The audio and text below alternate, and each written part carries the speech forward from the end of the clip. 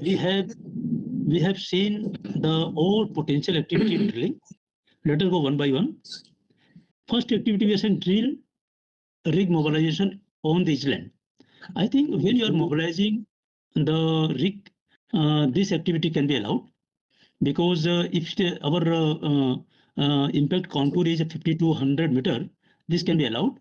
And because you are going to escort, you are going to do the road risk assessment, you are going to do everything. Only this is restricted when you have heavy wind, dense fog, heavy rain, or sandstorm, because you have poor visibility. So I want to make it R1 for rig movement, only for adverse weather. Rig movement, rig walking. So Vijay, I am putting prohibited the activity. What are the specific risks when you are expecting the rig walking or rig movement?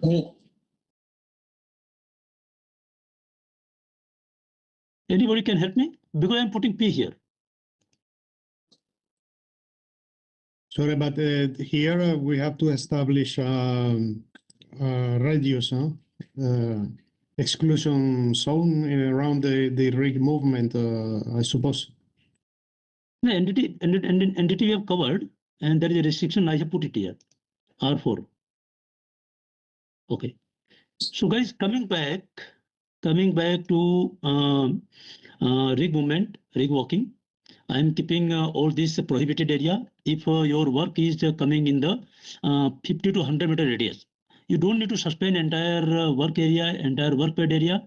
But yes, if your rig moving and your location of construction is in 100 meter, so you must suspend the job time being, because it will not take much time.